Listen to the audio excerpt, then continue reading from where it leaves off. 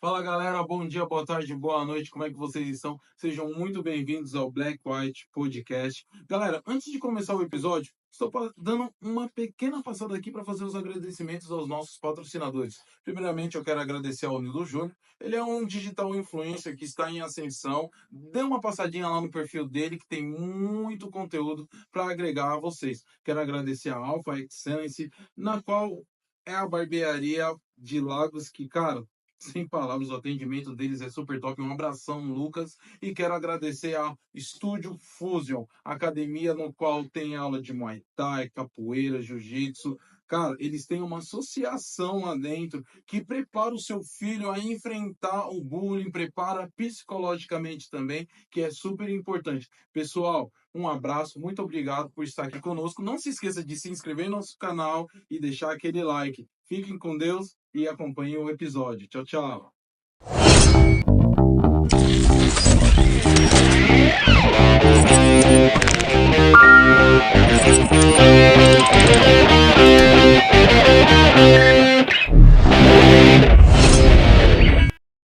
Escritor, investidor e uma pessoa que eu me espelho muito e tenho um enorme carinho por ele. Pastor Eduardo Góes. Pastor, seja muito bem-vindo, muito obrigado Amém. por ter aceitado Obrigado. mais uma vez aí o nosso convite Com e por ser certeza. essa pessoa de fácil acesso, que é muito fácil, né? E eu agradeço demais, pastor. Obrigado, eu estou feliz aqui por poder participar com você. Mais um podcast, poder discutir questões que são tão importantes para o nosso tempo. Também são importantes para as pessoas que ouvem e às vezes não entendem certas coisas, mas o Senhor tem nos dado algum conhecimento em algumas áreas, né? E a gente pode ajudar essas pessoas a se desenvolver de certa forma, né? Boa, boa. E, pastor, hoje nós vamos abordar um assunto atual, né? E que as pessoas precisam saber para elas estarem se preparando, para estarem, né, com uma visão do que vai vir. Mas antes do senhor se apresentar, resumidamente aí, falar quem é o Eduardo Góes, eu queria deixar uma pergunta, pastor, para o senhor. A pandemia, na sua visão, você acha que foi um teste global de controle da população para a preparação do governo do anticristo que está por vir? Na realidade, a Bíblia diz assim que já tem surgido entre vós muitos anticristos, ou seja, a maneira de agir das coisas nesse mundo é óbvio que é tudo um teste, mas é também fruto da maldade humana e a necessidade de homens gananciosos de obter lucro. Então a pandemia, ao meu ver, foi algo assim. Eles simplesmente quiseram obter lucro e, de certa forma, apagaram uma parte da população, porque a parte da segurança social e cuidar dos idosos, isso daí estava grave, então a pandemia matou aí, pelo menos, dos mortos, mais de 70% eram idosos. Então, existem muitas coisas malignas por trás dessas questões, né? Esse é até um assunto polêmico, a gente trata disso e às vezes pode até ser cancelado, mas não importa. Vamos falar a verdade, né? É óbvio que tudo é um teste, assim como os campos de Auschwitz de Hitler foi um teste, tudo é um teste que a humanidade vai fazendo, porque vai ser estabelecido um governo, né, por alguns anos, que é conhecido como o governo do anticristo, e tudo se torna um teste, mas ainda não é nem o princípio das dores, tudo isso que está acontecendo. Ah, não? Não é. Entendeu? Quando vier a verdadeira tribulação, vai ser muitas vezes pior. Nossa. E mais uma perguntinha, só para aquecer, pastor. Você acredita no pré, no durante a tribulação ou no pós? Sim. Há linhas de pensamento que agora são três, existe até uma quarta, que é o pré-tribulacionismo, né, que crê que os crentes vão sair antes de que comece a tribulação ou no surgimento do anticristo. Existe o meso, que são aqueles que acreditam no meio, né, dessa trajetória. Existem os pós-tribulacionistas, que acreditam que o arrebatamento é após, né? E existe também aqueles que acreditam que Jesus já vem no ano 70, por exemplo, né? Existe essa linha, mas todas elas caem por terra, a maioria delas cai por terra e sobra ali mais o meso e o pós, é o que nós vamos abordar hoje. É lógico que mais tarde eu vou falar com vocês acerca de como surgiu a doutrina do pré-tribulacionismo e o engano que isso pode ser. Eu cresci numa escola teológica da Assembleia de Deus, onde é o pré-tribulacionismo. Eu aprendi outras doutrinas na época na teologia, porém, o que tem mais coerência aí na palavra é do meso para o pós. E nós vamos provar isso na Bíblia, né? Nós vamos mostrar isso na palavra do Senhor, porque é a palavra que tem que provar essas questões. É lá que está a verdade, né, pastor? Toda a verdade está na É palavra. lá que está, mas... E é isso. Pastor, então vamos apresentar quem é o Eduardo Góes. Vamos fazer uma breve apresentação, porque para você que não conhece o pastor Eduardo, para você estar ali conhecendo ele, estar mais próximo. Ok, meu nome é Eduardo Góes, sou descendente de portugueses, né? Também sou descendente de índio. Oxe, Meu tataravô caçou uma índia bugre no laço, Uhum. né? Ela acho que tinha uns 16 para 17 anos e casou com ela, constituiu família, por isso eu sou meio português, meio índio. Na linhagem, né? Sim, sim. Sou de família de berço católico, né? Apostólico romano, porém descendente de judeus da tribo de Judá, né? Judeus messiânicos que fugiram da Inquisição da Espanha e posteriormente de Portugal, indo ao Brasil há 400 anos atrás, onde minha família sempre foi criada no catolicismo, em todas as gerações sempre teve padres, freiras, ministros de Eucaristia e esse tipo de pessoas ligado bem à religião católica, né? Porém eu, aos 17 anos, depois de ter sido a ovelha negra da minha família, um jovem roqueiro, dizia que era satanista, coisa coisa idiota. Não dá pra imaginar não, Eu era bobo demais. Ainda continuo um pouquinho bobo, mas não tanto, né? Aí, nessa altura, em virtude dessa maneira de ser, eu fui para a igreja buscando ali uma namorada na igreja, né? Mas acabei por conhecer o evangelho de verdade, o evangelho de Jesus. Me apaixonei profundamente por Deus e nessa altura eu comecei, com 18 anos, já comecei a cursar o curso de engenharia da computação e casei na mesma altura com a minha atual esposa, já fazem quase 24 anos, 23 na realidade, que nós estamos juntos, casados. E dessa época para cá eu venho estudando a palavra de Deus, me dedicando, fui fazer teologia, deixei o curso de engenharia, né? Sou casado com a Jussara, é uma bênção na minha vida, tenho 3 filhos, o Cadu, que é o Carlos Eduardo, né? Que é o mais velho, vai fazer 23, a Isa, aliás, o Davi primeiro, né? Que o Davi vai fazer 15, o Davi Baruch e depois a Isa Mel, que tem 10 anos, né? Sou pastor de uma igreja abençoada chamada Extrema Comunidade Cristã, que tem homens e mulheres extremistas de Jesus. Boa. Não são homens bombas, são uma bomba na mão de Deus. Não vai explodir ninguém não, gente. Não, só explodir com o amor do evangelho, né? Então, a nossa bandeira é a paz, é o amor, não tem nada de extremista, só na parte boa, né? Extremistas da parte boa. Então, é isso, estamos tocando aí o barco, tenho alguns negócios que eu faço, né? Recuperação tributária no Brasil, vendas de consórcio, eu já falei com você sobre isso no outro podcast.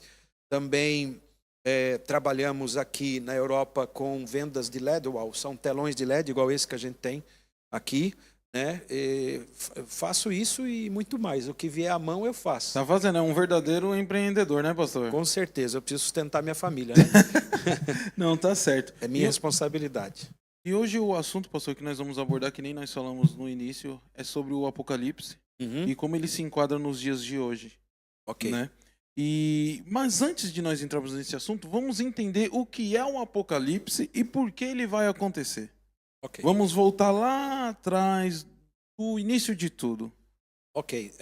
Deus estabeleceu um plano para salvar a humanidade e Deus estabeleceu um plano para estabelecer o reino de Deus sobre toda a criação de Jesus. Bom, depois da queda de Adão, né, havia a necessidade de um Salvador. Esse Salvador veio passado 4.000 anos da queda do Adão, né, e esse Salvador Jesus Cristo, Filho de Deus, morreu pelos nossos pecados e iniciou ali, né, o seu reino. Ele fez isso para que toda a humanidade fosse salva, né?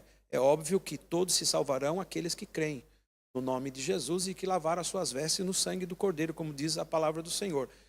Infelizmente, nem todos crerão, nem todos vão aceitar, e nós vamos ver isso, que Apocalipse é uma oportunidade para as pessoas também se arrependerem, porém, muitas não se arrependerão, mas aqueles que são de Jesus Cristo, eles serão salvos. Então, a ideia do Apocalipse é mostrar o senhorio e o poder de Deus sobre toda a terra, para que todos reconheçam e saibam que Ele é o único Deus, o único Senhor e Salvador de toda a humanidade. Embora existam muitas seitas, heresias e muitas religiões, né, no final das contas só vai sobrar um caminho. O caminho é Jesus Cristo. Eu não estou nem falando placa de igreja, nem religião, cristianismo, nada disso. Eu estou falando que o único caminho é Jesus Cristo. E isso vai ser provado por Apocalipse. Então, Apocalipse são profecias acerca do futuro. Para nós, né, ainda será no futuro, mas eu acredito que no futuro bem próximo. Mas muito próximo mesmo. Então, é bem pertinente que a gente trate desse assunto agora, para que as pessoas que estão sendo enganadas com algumas doutrinas possam entender como é precioso e como é importante as pessoas estudarem sobre Apocalipse. Eu acho que Apocalipse, que é um dos livros menos lidos da Bíblia, porque é menos compreendido, eu acho que ultimamente deve ser o livro mais lido e mais estudado, porque fala acerca do nosso futuro. Todas as outras coisas nós já vivemos e estamos vivendo, porém Apocalipse nós vamos viver ainda, entendeu? Entendi. Mas, pastor, o senhor acredita que hoje, algumas igrejas, elas não pregam um Apocalipse por medo de perder membros, alguma coisa assim do tipo?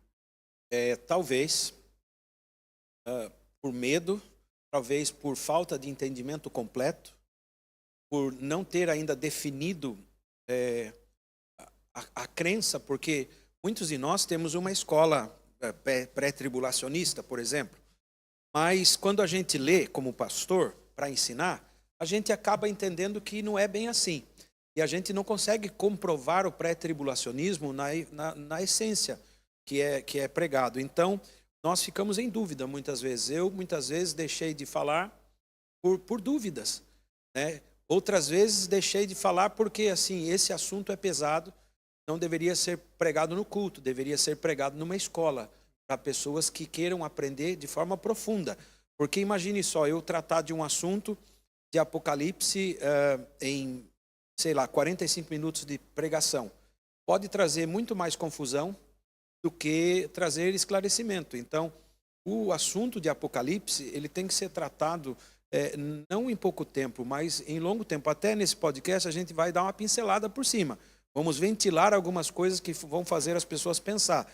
Porém, a única maneira de se compreender verdadeiramente Apocalipse é estudando profundamente, lendo, ouvindo. Quem gosta de ouvir a palavra de Deus pode colocar o fone e ouvir também. Tudo isso é importante, vai fazer com que a pessoa compreenda melhor sobre essas questões, entendeu? Entendi, pastor, entendi. Isso daí, de repente, futuramente, nós pode até fazer uma série, né, pastor?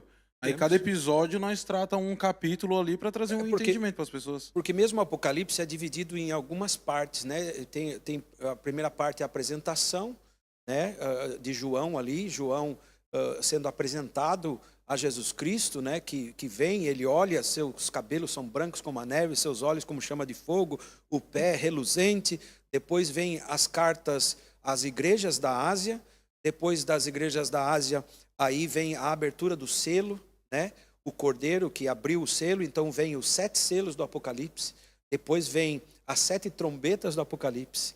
Depois vem as 7 taças de Apocalipse. Então tudo isso são cálices, trombeta e selos demonstrando a ira de Deus sobre a terra. Entendeu?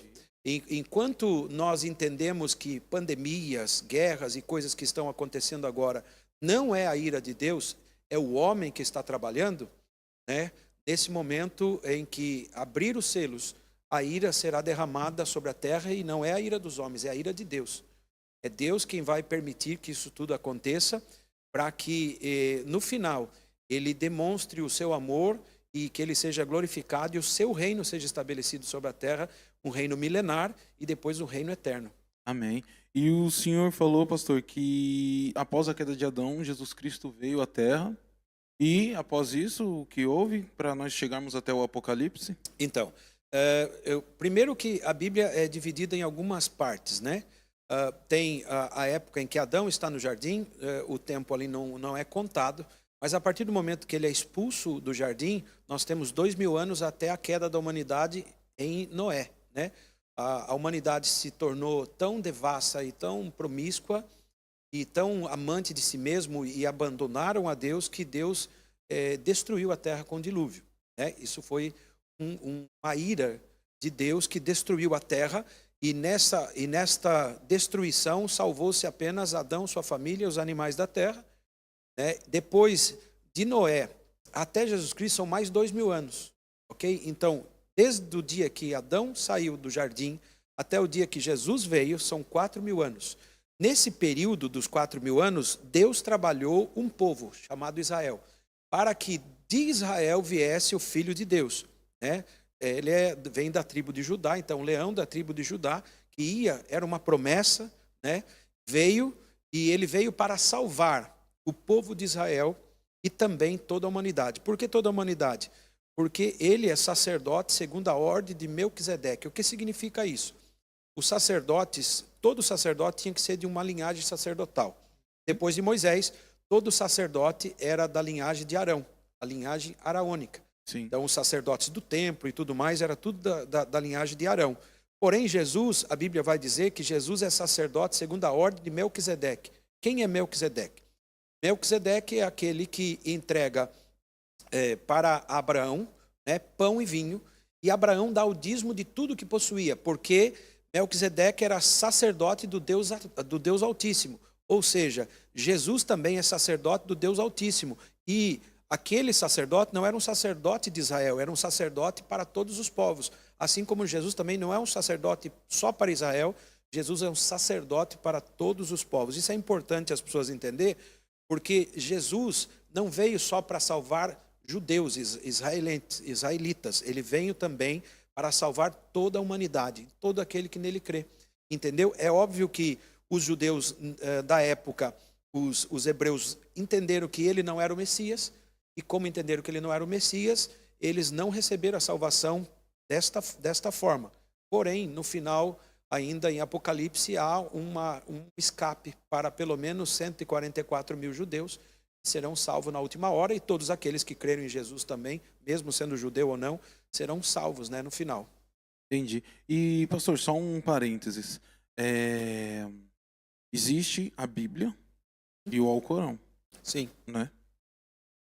O que me traz a certeza, para as pessoas de que a Bíblia é a certa e o Alcorão não? Sei. É uma boa pergunta e agora vai ficar pesado, porque eu não sei se você vai poder publicar isso, mas tudo bem. Sim.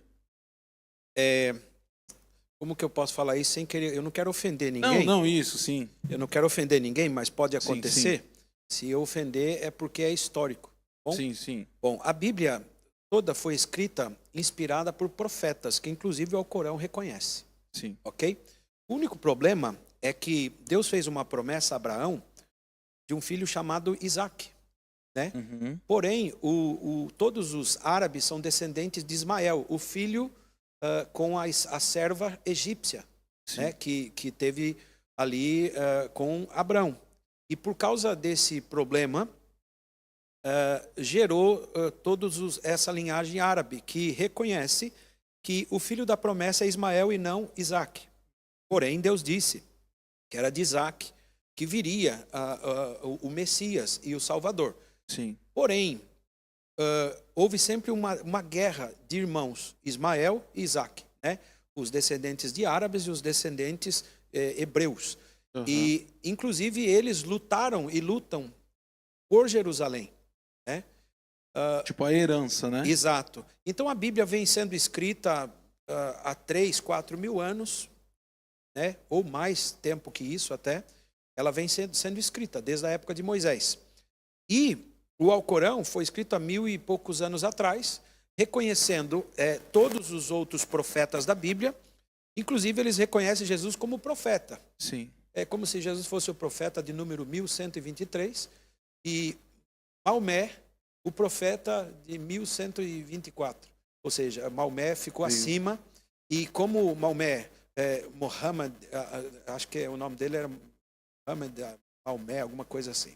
Bom, vou falar Maomé, que eu não sei o nome dele direito. Sim. Então, como ele veio com essa nova doutrina, essa nova maneira de pensar, reconhecendo os profetas do Antigo Testamento, foi aceito pelos árabes também, né? E eu acredito que não é de Deus o Alcorão, e vou dizer o porquê.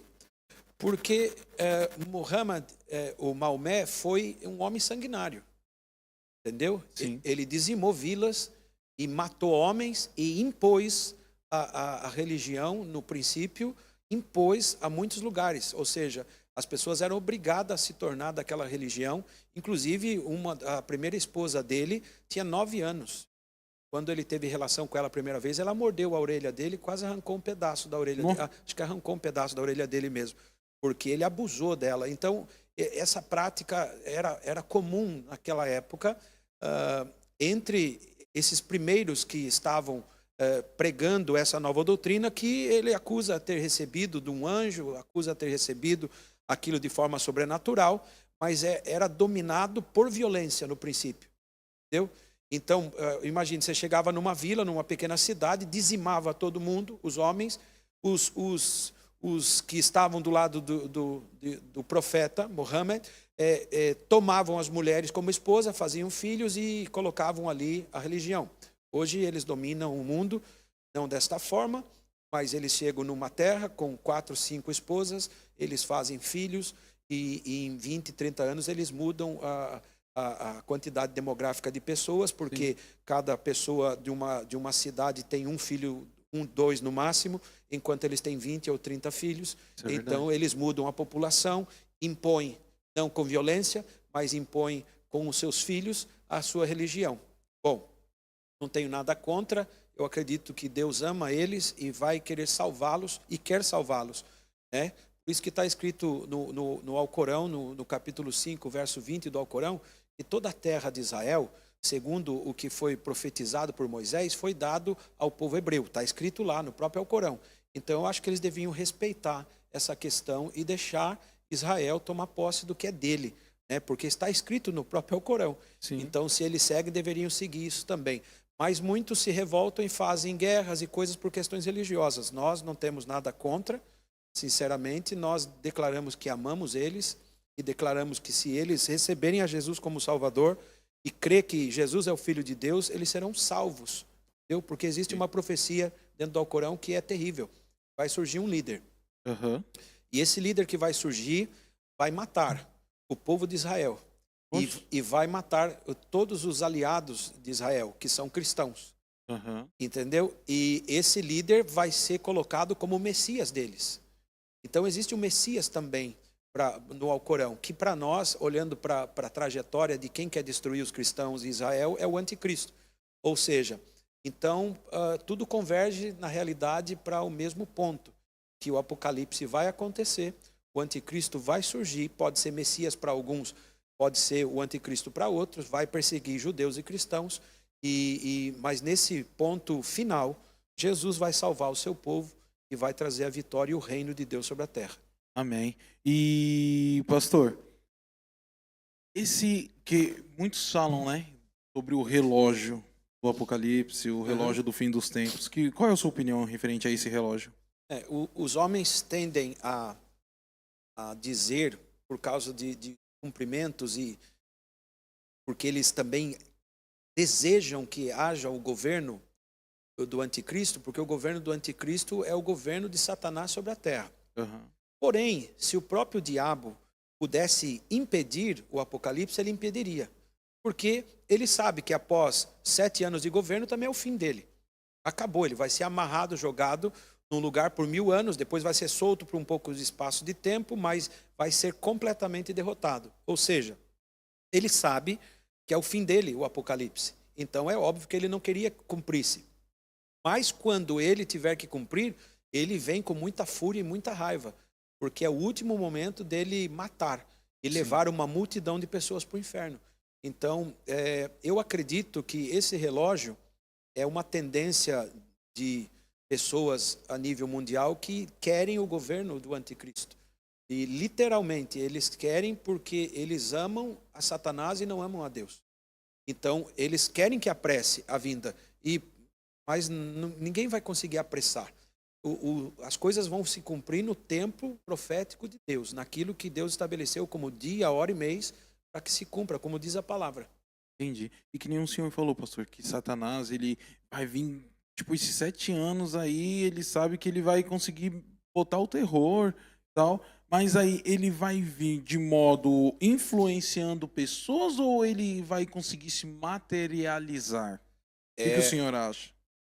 Bom, em primeiro lugar, a Bíblia fala acerca de um governo que se põe sobre 3 governos. O livro de Daniel vai dizer que 3 chifres se levantam e do meio dos 3 chifres, um pequeno. Ou seja, haverá um governo que vai levantar de maneira tímida ou de maneira pequena, sem dominar, mas de repente 3 outros governos se dobrarão. 3 outras nações se dobrarão e darão poder a este governo. Esse chifre pequeno, a Bíblia vai dizer que ele tem olhos e boca. Ou seja, o chifre na Bíblia se fala de poder, de nação, de algo grande, entendeu? Mas quando se levanta esse chifre pequeno, ele tem olhos e boca. Então é uma pessoa. Vai se levantar uma pessoa, essas nações darão poder a este governo. E este governo que recebe poder dessas 3 nações trará o princípio do governo do anticristo. Embora seja de paz, no princípio, embora seja de paz, ele vai tentar unir a terra, vai tentar unir as pessoas, mas por pouco tempo, ele vai começar um governo de imposição. Não é um governo democrático, não é um governo, a princípio pode ser democrático, como vai surgir, mas depois não vai ser um governo democrático, porque vão surgir questões que ele precisará unir as forças com as nações contra Deus e contra o povo de Deus. Entendi. Então, tipo, eles vão meio que fazer que nem a primeira pergunta que nós falamos aqui, é fazer meio que igual a pandemia, porque se você não tivesse tomado a vacina, não tivesse feito as coisas, né? É uma imposição, exatamente. Primeiro começa de forma muito simples, né? Vão impondo, olha, é necessário para o bem de todos, é aquela conversa fiada. Entendi. A mídia ajudando, os poderes da terra cooperando e vão impor. E depois de impor, você não poderá comprar, nem vender, nem fazer nada se você não tiver a marca. Porém, algumas coisas vão acontecer antes para que a gente entenda que aquele governo ele traz uma marca do anticristo e nós não concordamos. Sim. Por esse motivo, nós seremos perseguidos, verdade. Entendi. E para o pessoal de casa entender, o que seria essa marca? Então, algumas pessoas especulam que seja um chip ou alguma coisa assim. Eu sei que essa marca vai ser algo que vai ser plantado no ser humano. Ou na mão, ou na testa, como diz a Bíblia. Pode ser um chip. Como hoje em dia é tudo touch, né? A gente chega, vai com o cartão e compra e tal. Essa vai ser a marca, e a marca é de um governo. Então, não que alguém colocou um chip agora do anticristo. Não, não é isso. Porque esta marca é a marca de um governo. E todos saberão que esta marca é a marca de um governo. Então, não tem como você aceitar ou não. Ou você aceita e é do anticristo, ou você nega e é um inimigo do Estado. A princípio não, mas a imposição será tão grande que daqui a pouco vai ser obrigatório, né, para tudo, para comprar, para vender, para comer, para fazer tudo. Para entrar em ambientes, para sair, vai ser necessário. Então, por causa disso, a Bíblia diz que nós seremos presos no mundo inteiro. A versão pré-tribulacionista não acredita. Acredita que antes disso daí a gente vai ser arrebatado. Mas, pastor, se você parar para ver, vamos falar dos 12, porque um se matou, né? Que foi Judas, né? Os 11 que teve. Cara, eles tiveram mortes, a não ser João, né? Tirando João, então vamos falar de 10. Teve cara que foi crucificado de cabeça para baixo, Cerrado dividido no meio. Exatamente. E tipo, e olha que eles andaram com Jesus e fizeram muito, muito mesmo. E tipo assim, para eles pegar e ir pro céu, coisas assim, Exato. eles tiveram uma morte e foram perseguidos. Muito. E hoje as pessoas estão num evangelho fofo assim e acham que não vai passar na tribulação? Em países ainda como a Síria e outros lugares aí que tem a proibição da pregação do evangelho, os cristãos são perseguidos, são mortos. Todos os dias tem cristão morrendo, sendo assassinado. Em pouco tempo atrás, estava notícias na África de escolas sendo saqueadas e cristãos sendo mortos, crianças sendo violadas e coisas terríveis. Ainda hoje acontece, né? Por isso que a Bíblia vai falar que quando João viu uma multidão de pessoas que tinham vestes brancas diante do trono do Senhor, e ele perguntou, quem são esses? E ele disse, esses são os mártires, são pessoas que vieram da grande tribulação, e são mártires de todos os tempos, que têm sido mortos por causa do testemunho de Jesus Cristo. Então, está acontecendo hoje, nesse momento, muitas mortes de cristãos. E eles têm prazer em dar a sua vida por Jesus. É que nós moramos no Ocidente e aqui não há perseguição, não perseguição de matar. Mas vai chegar uma época que aqui também vai acontecer igual. Entendi. E Apocalipse fala isso. E como, pastor, tipo, os pais, avós, aquelas pessoas que têm as suas crianças, porque nós, acho que até mais ou menos, uns anos 90, a galera que nasceu nos anos 90 ali, você tinha um evangelho ali que pegava firme com você. Hoje em dia tá mais fofo, que tem até uns coaches aí, essas coisas, tá mais fofo hoje. Então meio que vai adormecendo muita gente. Sim. E como que nós devemos, não estou generalizando, tá? Mas como nós devemos preparar essas pessoas? Tipo que nem eu tenho um filho, Gabriel, tem 3 anos. Como eu posso preparar o Gabriel para o que está por vir? É dever dos pais ensinar a palavra, entendeu? A igreja é um momento só para você adorar a Deus e estar ali naquele momento com os irmãos, mas o dever de ensinar a palavra é dos pais. Os pais devem ensinar a palavra aos seus filhos, mas como eles vão ensinar se eles não sabem? Então, para isso existem pastores, irmãos que ensinam. E hoje em dia, na internet, existe também muitas pessoas ensinando coisas boas e coisas ruins. Mas é ver o que é mais coerente na palavra e começar a aprender e ensinar para os filhos. Se você não ensinar seu filho no caminho que ele deve andar, com certeza ele não vai suportar. E no momento que vier a oferta de uma marca, senão você pode morrer, vai aceitar. Por quê? Porque está fraco na sua fé. Porém, se nós ensinarmos os nossos filhos, eles jamais vão se desviar, eles não vão se perder. Porque aqueles que são de Jesus Cristo, ele não perde. Entendeu? A Bíblia diz que ele não perde os que são dele.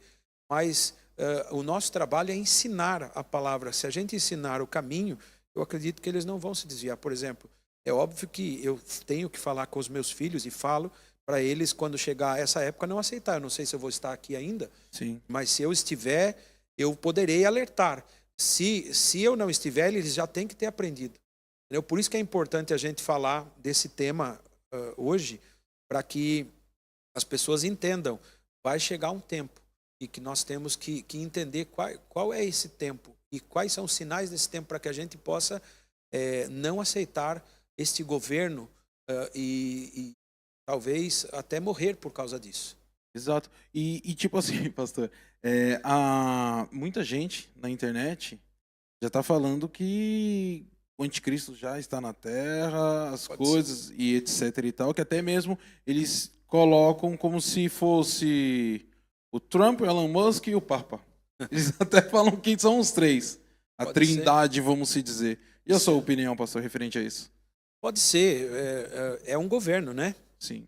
Primeiro, a Bíblia, depois no final de Apocalipse, vai dizer: caiu a grande Babilônia, e aquela que fazia a terra prostituir com o cálice da sua devassidão. E quem é esta? A Eris é aquela cidade que está assentada sobre 7 montes. E o Vaticano é a cidade que está sobre 7 montanhas. Então, as pessoas já há uma concessão, inclusive de padres católicos, que o Vaticano vai se levantar um líder, que é o 8º rei. Depois da morte deste Papa, se levanta o 8º rei. Sim. Foi um dos 7. Isso é um mistério. Eu não sei se alguém vai ressuscitar ali e vai voltar a ser Papa. Mas a Bíblia diz que é um dos 7. Talvez vá usar o mesmo nome de um dos 7 papas anterior. Mas o novo Papa que surgir, né, depois desse que já vai de arrasta para cima daqui a uns dias, Já. e vai surgir como 8º rei. E esse 8º rei, ele vem para ser parte do governo do anticristo. Talvez o falso profeta, né? O falso profeta é aquele que vai operar milagres e coisas como se fosse em nome de Deus, só que não é em nome de Deus. E ele dará também poder à besta para que este governo possa perseguir as pessoas. Então, primeiro eu tenho a certeza, vai ser um governo democrático. E eu posso até dizer que vai ser de direita, mas vai ter uma coalizão no futuro entre direita e esquerda, e porque senão não enganaria até os escolhidos.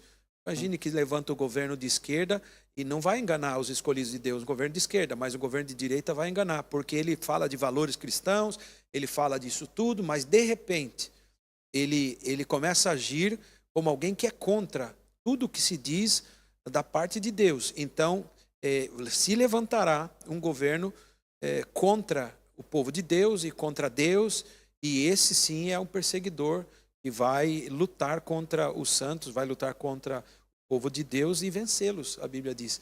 Ou seja, a Bíblia diz que alguns vão para o cativeiro, outros vão para a prisão, outros vão ser torturados, e faz parte do projeto de Deus. Entendi, pastor. E o povo, ele tem que se atentar nesses sinais, porque o povo hoje está adormecido. O povo está adormecido. Sim. A galera só quer aquela coisinha fofa, né? Prosperidade, autoajuda. Eles não querem uma palavra de confronto, porque o evangelho ele te confronta e te transforma. Sim. Né? E esse modo de, se dizer assim, de culto que muitos lugares estão fazendo, o senhor acredita que está atrapalhando o despertar da igreja? De jeito nenhum. Eu vou dizer por quê. Porque quando estavam pregando sobre Jesus, os discípulos falaram: estão falando aí, curando no teu nome. Jesus disse: quem não é contra nós, é por nós. Sim. Ou seja, importa que o evangelho seja pregado. Quando uma pessoa recebe a Jesus Cristo como seu Salvador, ele recebe a marca do seu Espírito. A Bíblia diz que aqueles que cremos, fomos selados com ele no seu Espírito. Ou seja, se você creu em Jesus Cristo, você é selado. Se você é marcado por Deus, você já faz parte da família de Deus. A igreja prega prosperidade, pega isso, pega aquilo, amém. Mas no momento do aperto que virá sobre a terra, esses irmãos também vão procurar a palavra de Deus. Sim. E eles vão entender a palavra de Deus. Não interessa se ele aceitou Jesus com coach, se ele aceitou num curso, se ele aceitou numa igreja. O que importa é que ele creu. E se ele creu, ele é filho de Deus. E se ele é filho de Deus, Deus vai cuidar dele. Entendeu? Sim. Então, assim, eu não sou contra hipótese alguma de qualquer tipo de pregação do evangelho, seja ela mais light, seja ela mais salgada. Aliás, até esse evangelho mais salgado matou mais cristãos do que o light. Porque criando regras humanas e regras que, em vez de aproximar você de Deus, afastou de Deus, criou trauma, vacinou pessoas contra o evangelho. Então, eu acho que esse tipo de evangelho que hoje está sendo pregado, Deus está no controle disso para trazer mais pessoas. Em eventos, em igreja, em concertos, não importa. Importa que eles venham. Porém, quando eles vierem, eles vão ter contato com a palavra. E tendo contato com a palavra, no momento oportuno, no momento da perseguição, você não vai Imagine agora que surge o anticristo e você não vai querer saber quais são os próximos passos. Exato. Então você vai estudar Apocalipse, porque você recebeu a Jesus, você sabe que você é alvo. Quando você sabe que você é alvo, você vai estudar, vai correr atrás para que você possa tirar o atraso daquilo que você não aprendeu na igreja Light. Entendeu? E, então, eu não sou contra, eu jamais seria contra uma pessoa que prega o evangelho, seja ele uma pessoa que prega de forma mais simples, ou mais light, ou mais ríspida na realidade. O que importa é que o evangelho seja pregado. E Jesus tem prazer que o evangelho seja pregado. Entendeu? Se a pessoa creu que Jesus Cristo é o Salvador, é uma bênção. Glória a Deus. Porque existem seitas que levam ela para a igreja, não levam para Jesus. Né? Pessoas que colocam a salvação em um dia. Por exemplo, testemunha o adventista do sétimo dia. Você é salvo, mas se não guardar o sétimo dia, você está condenado. Mas Jesus não curou o rapaz lá no sábado? Fez tudo no sábado. A questão não é essa. A questão é você colocar o sábado maior do que Jesus. Nada, por exemplo, a Assembleia de Deus no passado dizia que se você crê em Jesus Cristo, você é salvo. Porém, que se a mulher não deixar o cabelo crescer e não usar uma saia, ela perdeu a salvação. Se o homem deixar uma barba, ele perdeu a salvação. Então a barba, o cabelo e a saia se torna maior do que o poder do sangue de Jesus. O sangue de Jesus é que tem poder para transformar o ser humano. Quem creu em Jesus Cristo é salvo. Aí o outro diz que você tem que ser testemunha de Jeová. Você é salvo por crer em Jesus, mas se você não for testemunha de Jeová, você não é salvo. Ou seja, ser testemunha é maior do que crer em Jesus. Então nada pode ser maior do que Jesus Cristo. Ele é o Salvador. Ele é o único.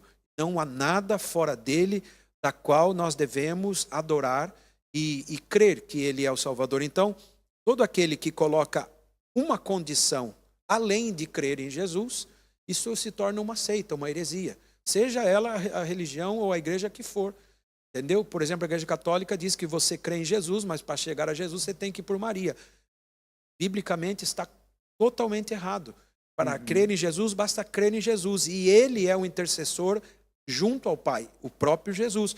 E para nós chegarmos à presença de Deus, temos que ter o Espírito Santo que intercede por nós com gemidos inexprimíveis. É o que a palavra diz. Simplesmente o Pai, o Filho e o Espírito Santo. É o que basta para o povo crer. Crer em Jesus e receber o seu Espírito. Aí você é salvo, entendeu? Entendi. Então, pastor, houve a queda de Adão.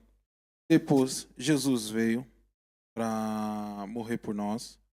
Voltou para o Pai.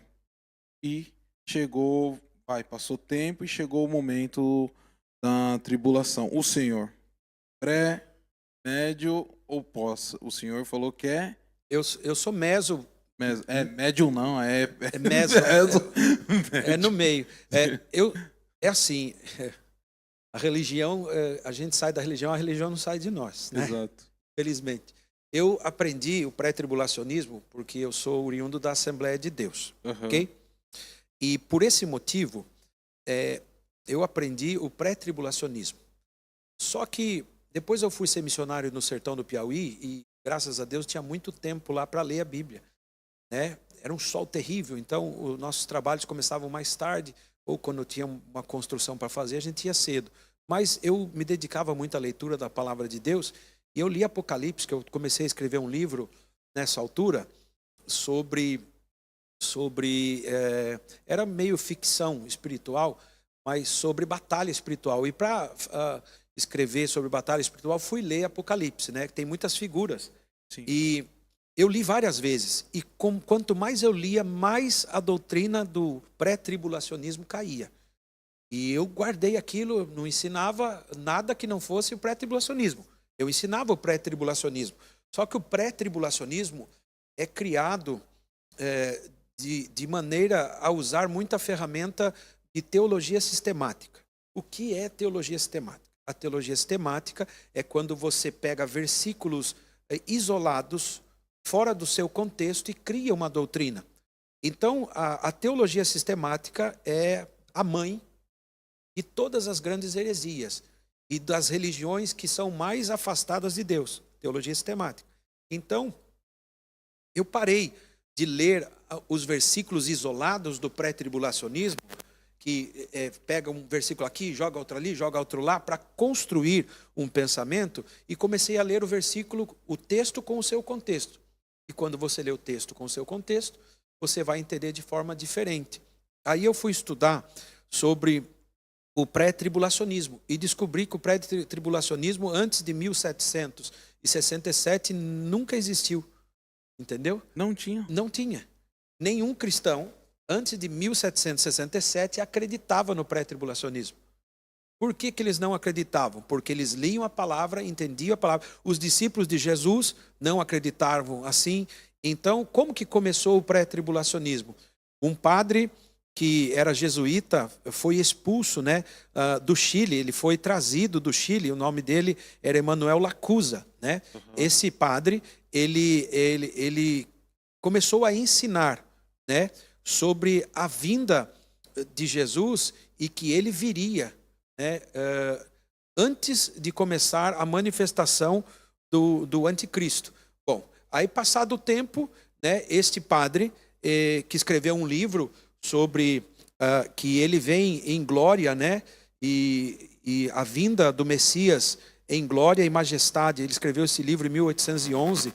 Um pastor chamado Edward Even, né, ele é presbiteriano, ele republicou esse livro em 1827. Quando ele republicou, eu tenho aqui as minhas anotações, Sim. da história do pré-tribulacionismo. Quando ele republicou esta obra deste padre, ele foi expulso, né, da igreja presbiteriana. E ele fundou a Igreja Católica Apostólica Carismática, na Inglaterra. Esse homem chamado Even, né, começou a pregar, e uma jovem inglesa chamada Margaret MacDonald, esta jovem de 15 anos, começou a ter visões e sonhos com a vinda de Jesus e com a tribulação após a vinda, e começou a dar muita força para aquilo que ele estava pregando, né? Então, Even começou a pregar isso e começou a publicar no jornal, né? Aí um pastor chamado Miller, né, ele em 1844, ele começou a pregar e a fazer o mesmo discurso. Esse discurso foi muito longe, né, chegando até os Estados Unidos. E como ele começou a pregar, esse pastor Miller começou a pregar que Jesus voltaria em 1844 e Jesus não voltou, esse cara perdeu a maioria dos membros da igreja. Você imagina o povo. O povo vendeu casa, vende carro, vende tudo, não foi? E não veio Jesus. Aí, como Jesus não veio, ele ficou quase sozinho. Mas se juntou a ele algumas pessoas. E então eles fundaram a Igreja Adventista do Sétimo Dia. Ah, sim. Foi aí, nessa altura. E quando eles fundaram esta igreja, eles começaram a disseminar o pré-tribulacionismo. Então, em 1859, um homem chamado John Darby Nelson, ele começa a ver esses estudos e a entender. Este homem era um maçom, né? É um cristão maçom, um pregador irlandês, e ele pega esse livro, relança o livro do jesuíta, né? E esse livro chega nos Estados Unidos. Quando esse livro chega nos Estados Unidos, né, ele é admitido ali por um outro homem chamado Cyrus Scofield. Cyrus Scofield pega esses escritos de John Nelson Darby, que ele até achava que Darby era um dos maiores eruditos daquela época, era um cara muito inteligente, não sei o quê. Então pega esses escritos, né? Cyrus Scofield, também um maçom, pega e lança a Bíblia Scofield, né? Quando ele lança essa Bíblia Scofield, começa a disseminar esta doutrina. Então vem alguns homens como o Charles Russell, que é o criador das Testemunhas de Jeová, e diz, além de que Jesus voltava antes, que Russell começa a falar que ele viria de forma secreta.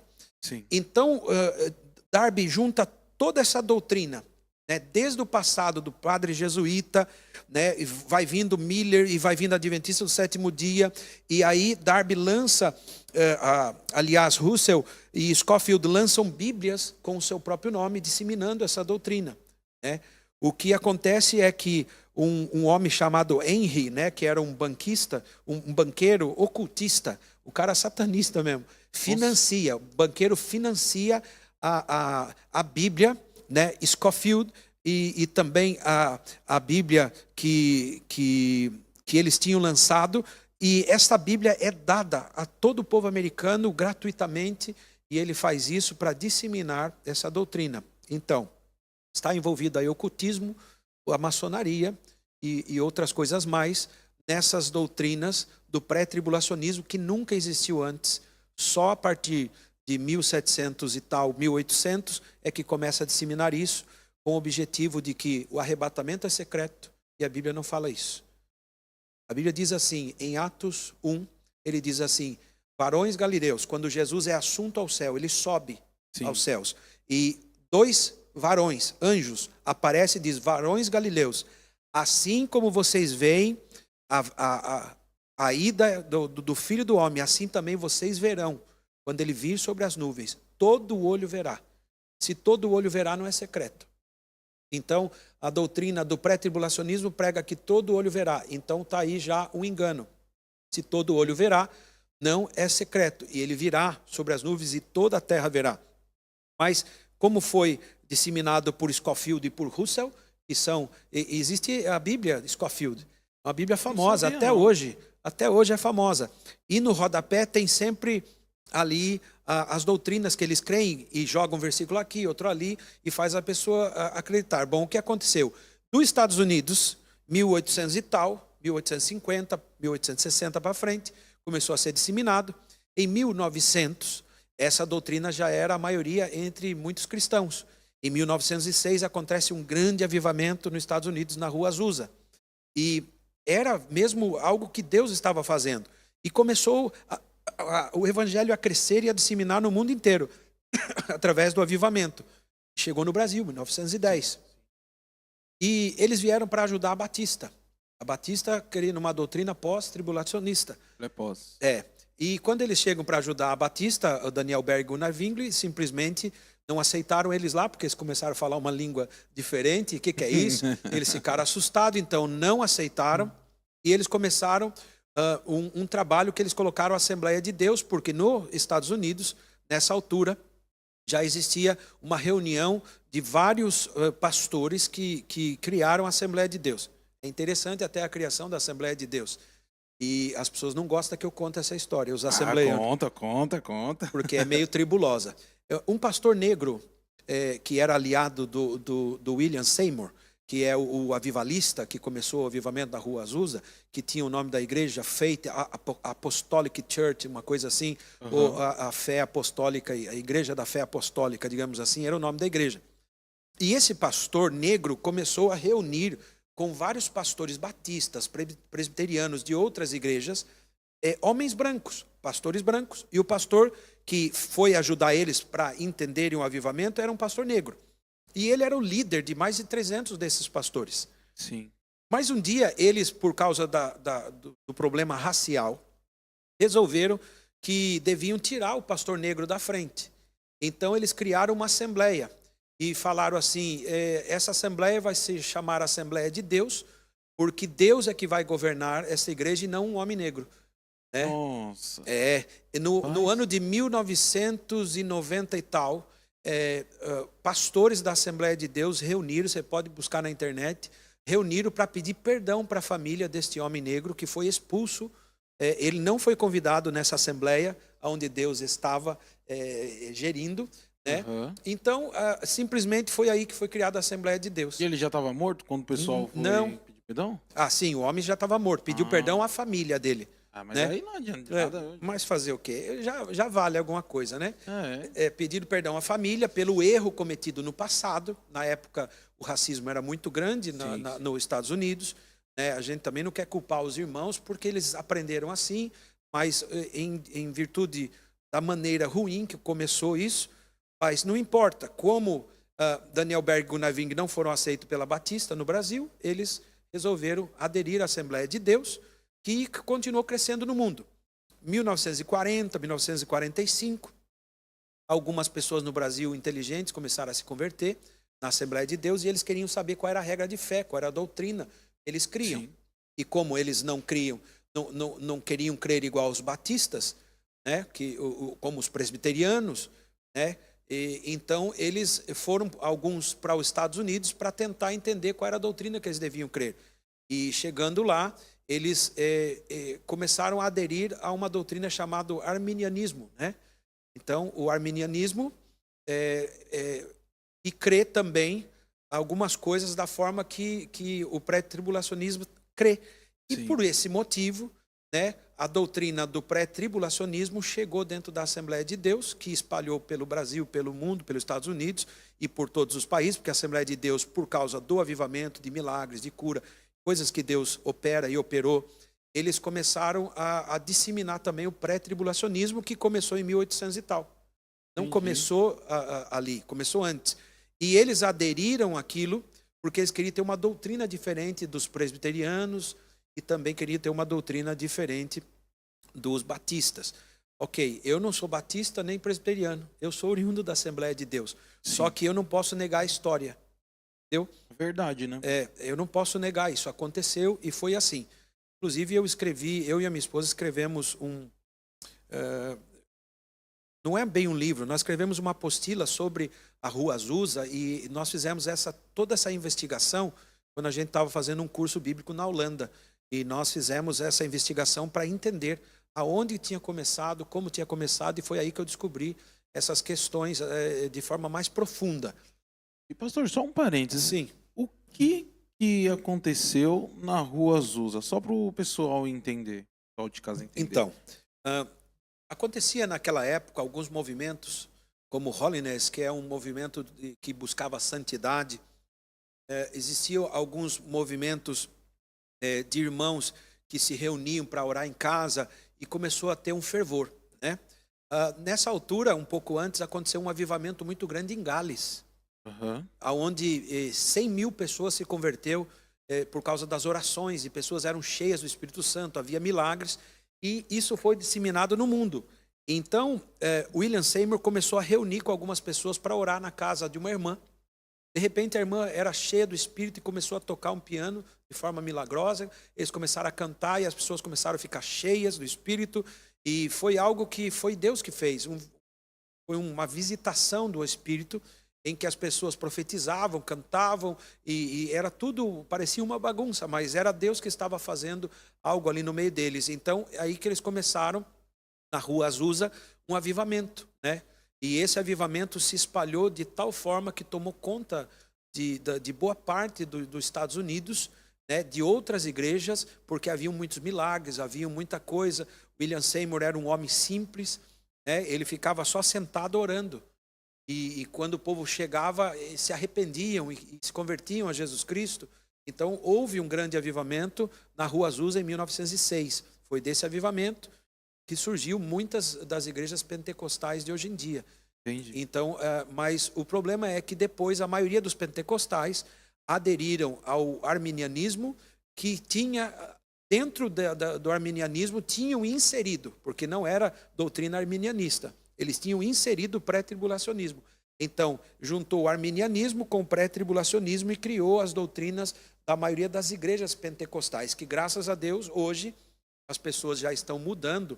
Então, elas já creem de forma diferente, porque existiam duas escolas mais fortes na época, era o calvinismo Sim. e o arminianismo. Então, se você perguntar, você é o quê, calvinista ou arminianista? Não sou nenhum dos dois.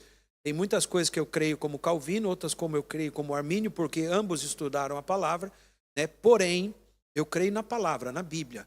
Sim. A Bíblia explica a própria Bíblia, é nisso que nós temos que crer.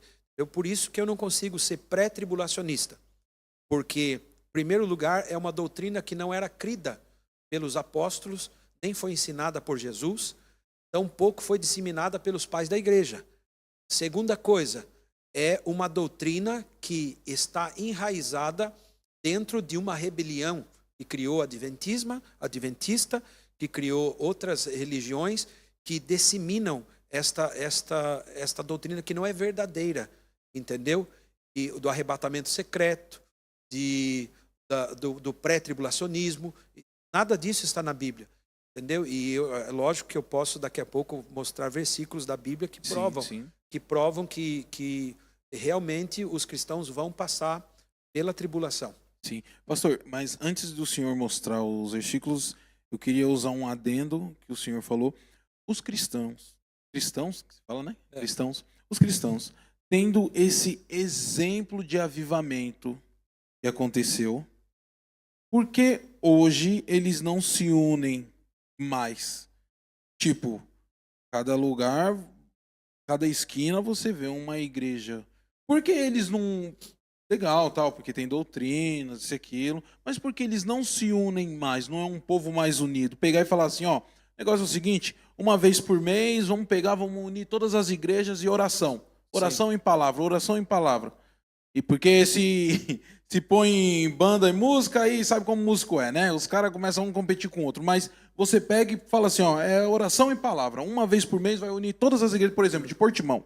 Todas as igrejas de Portimão vamos se juntar num ambiente que consiga receber essas pessoas e vamos orar em palavra. Por que os cristãos não fazem isso?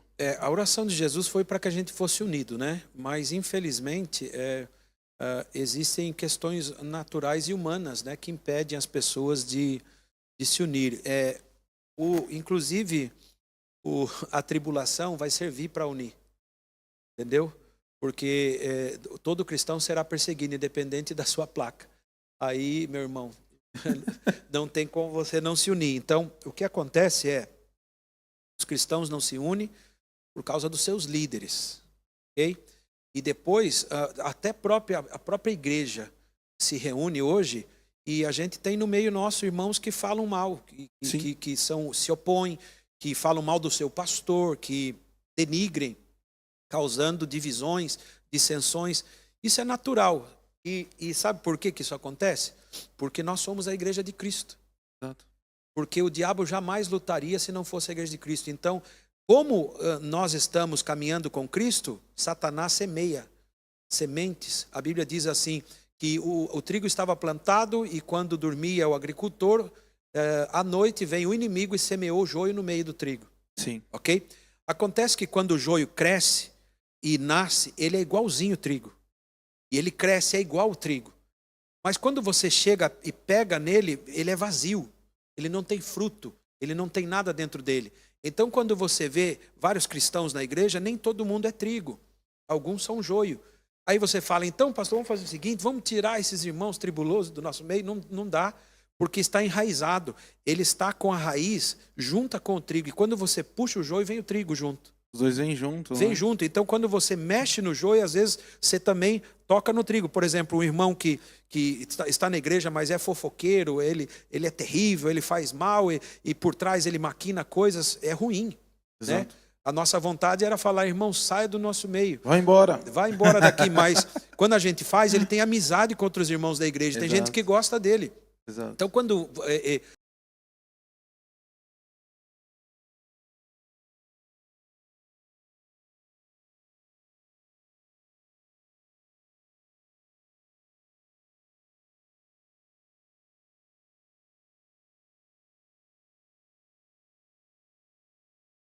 limpa, é ele que faz. Então, nós temos que ter essa consciência que às vezes existe joio no nosso meio e que só o Senhor pode mexer nisso. A gente não pode tirar. E o joio também serve para causar divisão. Então, por que a igreja não se une? Primeiro, há um projeto de Deus. Né? Por que eu vou dizer? Imagine só se Portimão inteiro, todo mundo falasse, quer saber? Nós vamos reunir tudo lá na Extrema. Nós construímos aqui um galpão para 2.000, 3.000 pessoas, todo mundo vai se reunir aqui, não seria lindo? Nossa, muito bonito. Mas eu não tenho capacidade de pastorear 3.000 pessoas. Eu estou me matando para pastorear 100. Eu acho que eu não estou conseguindo. Estou pedindo arrego aos outros pastores. Por favor, me ajuda. Por favor, me ajuda. Me ajuda a pastorear esse povo. Entendeu? Por quê? Porque não tem como alguém pastorear um rebanho de 3.000 pessoas e conhecer cada um pelo seu nome, saber da sua vida, e cuidar. Então, o que acontece? São pequenos rebanhos. Entendeu? Entendi. Mas existe um sumo pastor. O pastor chamado Jesus Cristo, que é o pastor deles. Ou seja, independente da placa da igreja, somos todos ovelhas do mesmo pasto. Ok? Então, é bom que seja assim, porque assim cada pastor cuida do seu rebanho, um cuida de 30, outro cuida de 100, outro cuida de 10, e assim vai indo. Mas vai chegar um momento que os cristãos vão ter que se unir. Vai. Porque as igrejas não vão poder nem estar abertas. Entendeu? Se a gente abrir a igreja aqui, o anticristo vai botar um soldado aí na porta para ver a marca. Vai entrar na igreja. Quem não tiver vai preso ou morre. Quem tiver, você quer entrar aí, até para entrar na igreja vai ter que ter a marca. Então a gente não vai estar aqui. Entendeu? A gente vai ter fugido. Algum lugar a gente vai estar, porque seremos perseguidos. Então, nós temos que entender essas grandes verdades, né? O povo não se une, né, por causa do ego, por causa do coração dividido que às vezes a gente tem, mas não quer dizer que não seja um povo de Deus. Exato. E uma coisa para vocês aí, vocês que estão nos assistindo, já agradeço aí a presença de vocês. Deixa um like, se inscreve no canal. Não deixe de ativar o sininho para estar recebendo os outros conteúdos. E também vale fazer um adendo que o quê? Irmão, se você está numa comunidade, está em uma igreja, viu que o seu irmão caiu, não vai fofocar, não vai expor o irmão, porque até mesmo a Bíblia deixa um exemplo. Quando Noé toma uns melzinhos lá e o filho dele vê, né, pastor? E expõe, quem foi amaldiçoado? O que tomou uns mel ou o que foi fazer a fofoca? O que foi fazer a fofoca. Então, meus irmãos, viu que o irmão caiu, viu que o irmão está errado? Vai lá, conversa com o irmão, ajuda o irmão, não vai expor. Porque, cara, você está expondo, você está se colocando em uma situação pior do que ele. Não é, pastor? Foi bom você falar nisso. Eu vou ler até um versículo da Bíblia, não é o nosso assunto, Sim. mas é muito importante no nosso tempo. Provérbios 6,16 diz assim: as 6 coisas que o Senhor odeia. Odeia, ele diz, as 6 coisas que ele odeia. A 7ª, que ele detesta. Outra versão diz, ele abomina a 7ª coisa. Bom, vamos falar o que o Senhor odeia. Olhos altivos, a língua mentirosa, mãos que derramam sangue do inocente, um coração que trama planos perversos, pés que se apressam para fazer o mal, a testemunha falsa que profere mentiras. Aí, ó. Entendeu? Aí, isso o Senhor odeia, ok? Então odeia o fofoqueiro. Mas existe um que é pior que o fofoqueiro. Ei. É o que o Senhor abomina. Pior que o Aquele fofoqueiro. que provoca discórdia entre os irmãos. Aí. Então, tem fofoqueiro que ele fofoca aqui, fofoca ali, mas assim, é grave, mas não é tão grave. Tipo, né? Mas tem aqueles que, de propósito, param o irmão na rua, ei, vem cá, você está sabendo disso, olha o que o pastor fez, olha o que o irmão fez, e faz com que os irmãos comecem a ficar com raiva, põe um irmão contra o outro. Exato. Aí ele chega, por exemplo, ele chega no Ulisses e fala assim, Ulisses, o Abimael está falando mal de você, e taca o pau, entendeu? Aí chega no Abimael e fala, o Ulisses está falando mal de você, coloca um contra o outro. Aí os Você dois entendeu? até param de falar. É o que semeia discórdia entre os irmãos. A palavra do Senhor diz que o Senhor abomina. Ou seja, então, a fofoca é algo que é terrível, né? E o que semeia contenda entre os irmãos ainda é pior. Então, você está debaixo do ódio do Senhor. Exato. O Senhor abomina a sua vida. Você pode falar que é filho de Deus, mas se você age assim, viu, meu irmão? Estou falando com você. Se você age assim, você está dando lado a Satanás. Você está destruindo a obra de Deus. Você está maltratando os filhos de Deus. E saiba de uma coisa, o Senhor vem contra você. Aquilo que o homem semeia, ele colhe. Então, pare de semear isso, se arrependa, né? E volte para Jesus, porque Ele é o caminho. Hein? Isso é verdade, meus irmãos. Eu escutei isso numa pregação uma vez e eu carreguei isso pra mim, sabe? Porque sempre é assim, né, pastor? Primeiro vem pra nós transmitir pras pessoas, né? Exato. Aí eu falei assim, cara, nossa, isso daí é muita verdade. Muita verdade. E tipo, o pastor da pregação, ele falou, cara, pra vocês verem quem foi a pessoa que foi amaldiçoado, foi Noé que tomou umas ou o filho dele que foi lá falar que ele tava Exato. tomando uma?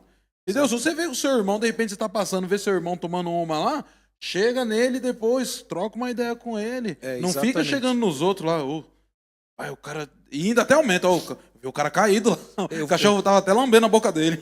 O maior problema disso é que as igrejas, elas não são feitas de pessoas santas. Exato. Entendeu? São feitas de pessoas que foram compradas por Jesus Cristo e estão em processo de santificação. Sim. Processo significa que ainda não é, ok? Você é santo pela fé em Jesus Cristo. Ele te chama de santo. Porém, você está num processo de santificação.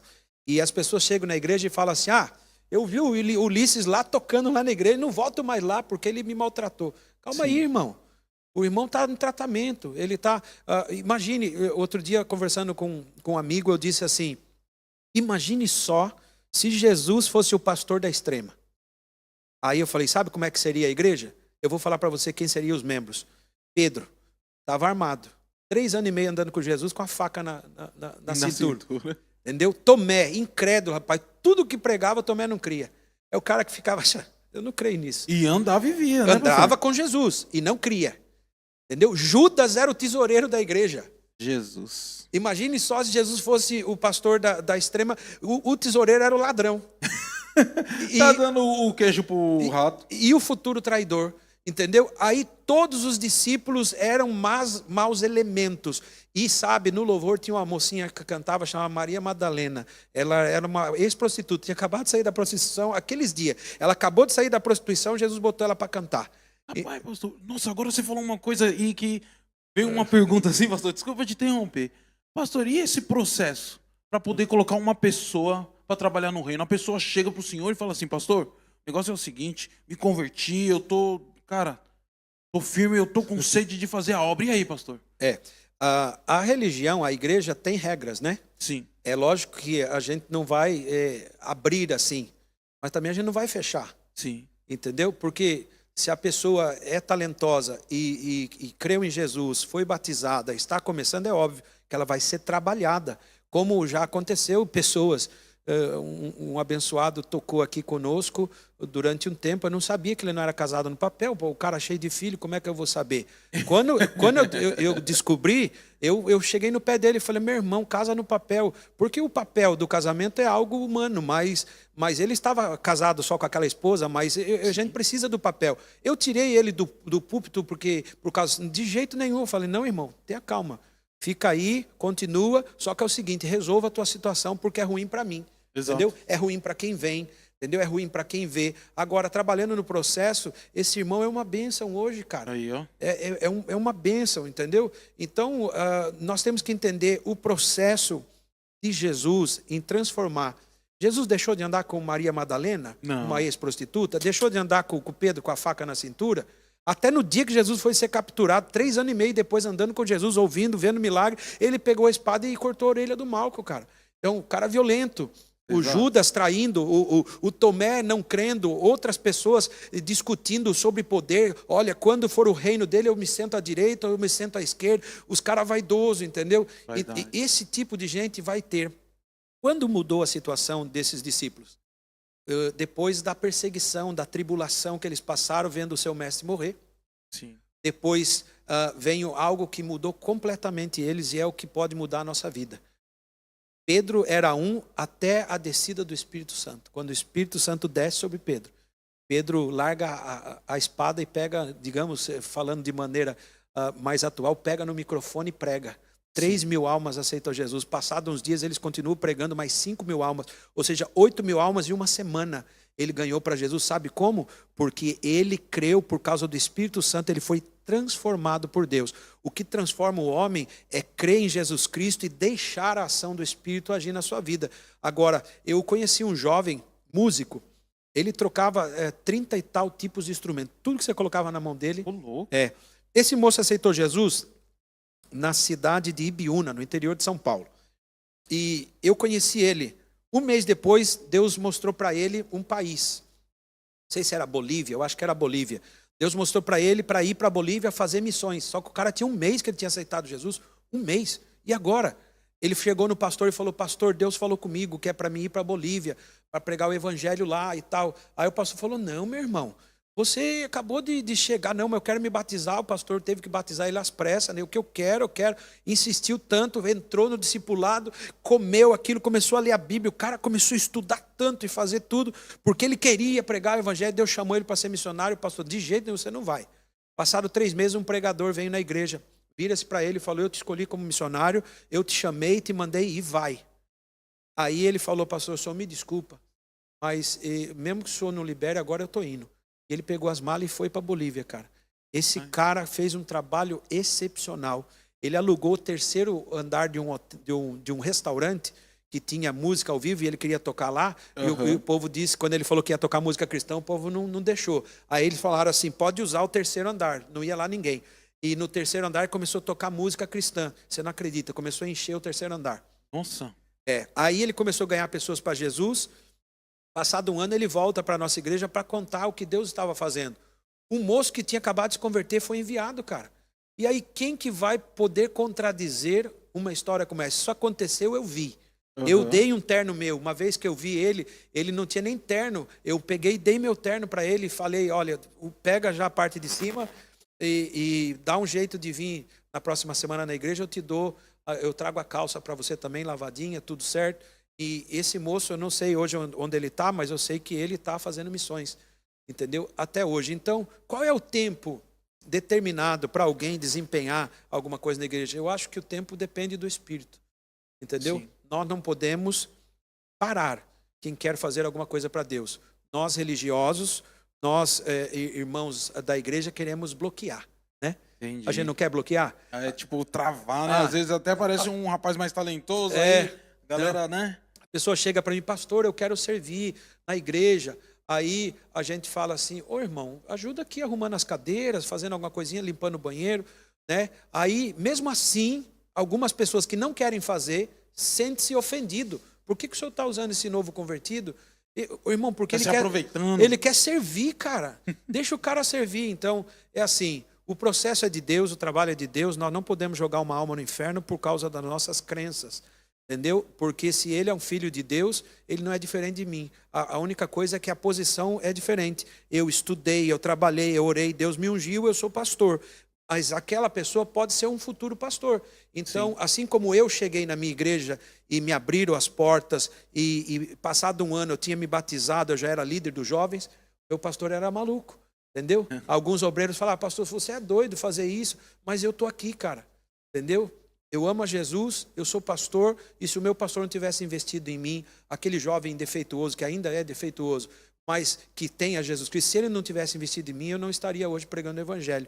Então eu acho que a gente não deve excluir pessoas, nem maltratar ninguém que acaba de chegar ou deixar de usar. Eu acho que sim, de maneira contida, devagar, a gente deve chegar até essas pessoas. Entendi, pastor. E na Bíblia, aonde que nós conseguimos achar uma defesa para o meso e pós-tribulação? Bom, primeiro vou ler Mateus 24. Nossa, eu fico falando muita coisa, nem falamos de Apocalipse. Né? Não, nós aí tem que fazer a parte 2, gente. Não se preocupa não, que nós vamos fazer a parte 2. E Mateus 24 fala os sinais do fim dos tempos, né? Quando acontecerá, os discípulos começam a perguntar, né? E começa a falar, Jesus começa a falar dos sinais que aconteceriam, dos falsos cristos que viriam, né? Vocês ouvirão de guerras, rumores de guerras, mas não tenham medo, é necessário que tais coisas aconteçam ainda. A nação se levantará contra a nação, o reino contra reino, haverá fome em toda parte da terra. Tudo isso será o princípio das dores, entendeu? Ele diz assim, então eles os entregarão e serão perseguidos e condenados à morte, e vocês serão odiados por todas as nações, por causa do nome de Jesus. Naquele tempo, muitos abandonarão e trairão e odiarão uns aos outros, né? Os numerosos falsos profetas surgirão e enganarão a muitos. Por causa do aumento da iniquidade, o amor de muitos se esfriará, né? Aí ele vai falando, aquele que perseverará até o fim vai ser salvo, 29. O versículo 29 do capítulo 24 de Mateus vai dizer assim, imediatamente, após a tribulação daqueles dias, ou seja, não é antes da tribulação daquele dia, após a tribulação daqueles dias, o sol escurecerá, e a lua não dará mais a sua luz, as estrelas cairão do céu, e os poderes celestiais serão abalados. Então aparecerá nos céus o sinal do Filho do Homem, a vinda de Jesus, e todos os povos da terra se lamentarão, e verão o Filho do Homem vindo sobre as nuvens do céu, com poder e grande glória. Ou seja, após a tribulação é que ele volta. Aí os pré-tribulacionistas falam que essa é a segunda vinda, que tem uma primeira, mas eu não sei onde eles acham a primeira. Mas está aqui dizendo, após a tribulação daqueles dias, né, virá, né? Aí diz assim, ele enviará os seus anjos com grande som de trombeta, aos quais reunirão os eleitos dos 4 ventos da terra. Quem são os eleitos? Somos nós. Ele diz, vou voltar, após a tribulação daqueles dias, acontecerá muitas catástrofes na terra por causa da tribulação, então aparecerá no céu o sinal do Filho do Homem, todos os povos da terra se lamentarão. Por que eles se lamentarão? Porque é visível, não é invisível, é visível. Isso está escrito, foi o próprio Jesus que falou, não foi nem João, foi o próprio Jesus que está fazendo o discurso aqui dele. Virão, ele vindo em glória sobre as nuvens com poder e grande glória. E ele enviará os seus anjos com grande som de trombeta. Veja aqui as trombetas. A última trombeta é o sinal que Jesus está voltando. Reunirão os seus eleitos dos 4 ventos de uma extremidade à outra extremidade da terra. Ou seja, o que está dizendo em Mateus 24 é que após os dias da tribulação, o Senhor virá com grande glória.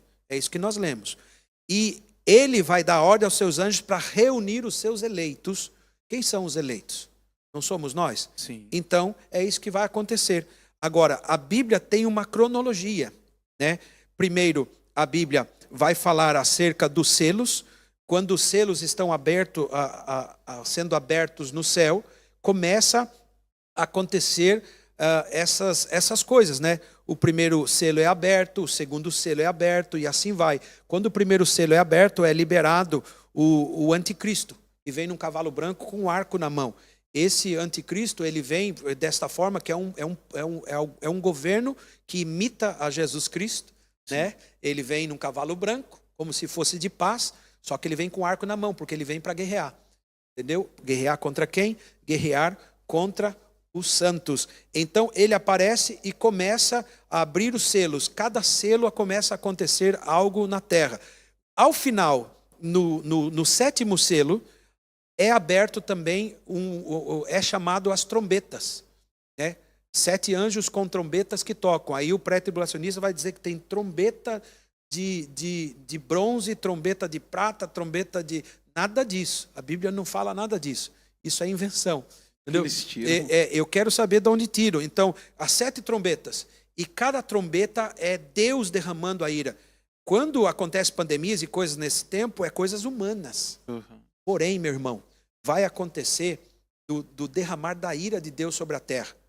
E todos aqueles que têm a marca do anticristo serão atormentados com cada trombeta, com cada selo que é lançado, com cada taça que é derramada sobre a terra. Os que têm a marca do anticristo serão perturbados com isso. E os salvos não vão ser perturbados com essas coisas. Entendeu? Tem alguns exércitos que são tirados da terra, eles vêm como gafanhotos, a Bíblia diz. Eles perturbarão por 5 meses aqueles que têm a marca do anticristo. Você entendeu? Entendi. Eles sofrerão muitos danos querendo morrer, mas não poderão morrer porque por um espaço de tempo a morte vai ser amarrada para as pessoas não morrerem. Elas vão agonizar e não vão morrer. Meu Deus. E tudo isso, aqueles que tiverem a marca do anticristo vão sofrer. Alguém pode sofrer quando vier alguém para falar, você tem que ter a marca. Você fala, não, vão torturar, vão maltratar, mas não se compara. A ira de Deus, quando ela é derramada sobre aqueles que têm a marca da besta. E nós que temos a marca de Cristo, que cremos em Jesus Cristo, nós temos uma marca. Sim. A Bíblia diz que nós somos selados, porque cremos, nós somos selados pelo seu Espírito. A Assembleia de Deus diz que o selo do Espírito é falar em língua. Não, o selo do Espírito é quando nós cremos em Jesus Cristo como nosso Salvador, nós somos selados por Deus, né, com o selo do Espírito Santo. Entendeu? Então, aí a Bíblia vai passando e vai abrindo livros e vai tocando trombeta e vai vindo coisas terríveis. Nós não temos tempo para falar aqui sobre essas coisas que virão sobre a terra. Bom, sim. O começo vai haver um pouco de paz, porque o anticristo vem para governar, né? Só que aí quando começa a tribulação é no meio dos 7 anos do governo. Okay? Então um governo se levanta e começa de certa forma a dominar o mundo.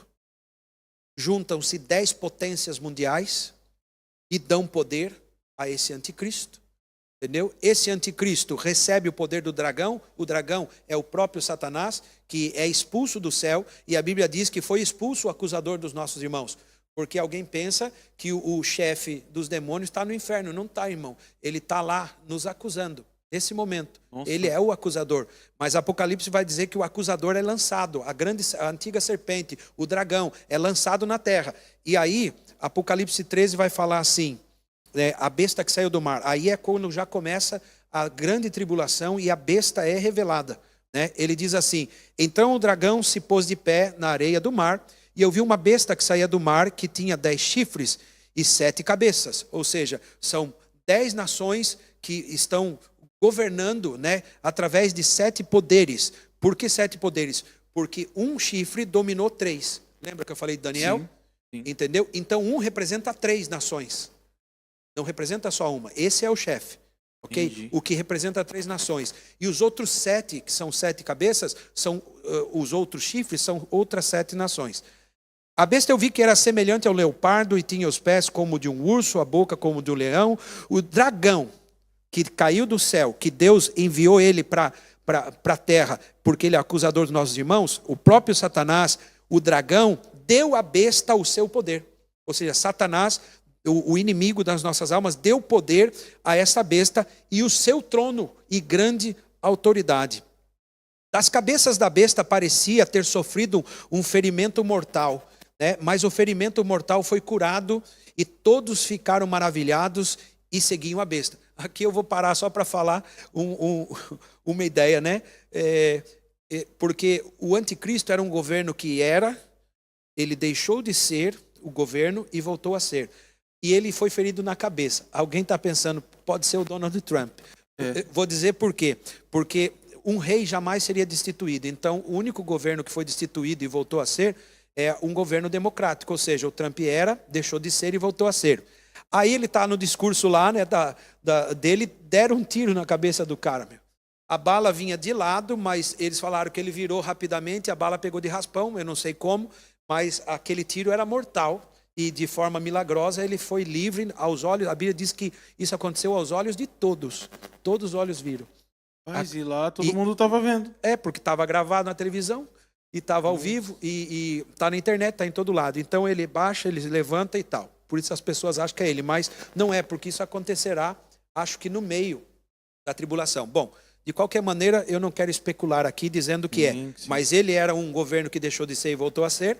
E ele também é alguém que foi ferido na cabeça. Talvez aí uma imitação para dizer que ele é um candidato a ser um anticristo. Porque o anticristo é um governo, alguém que vai ser possuído por esse espírito que a Bíblia chama de o dragão, que deu poder a ele.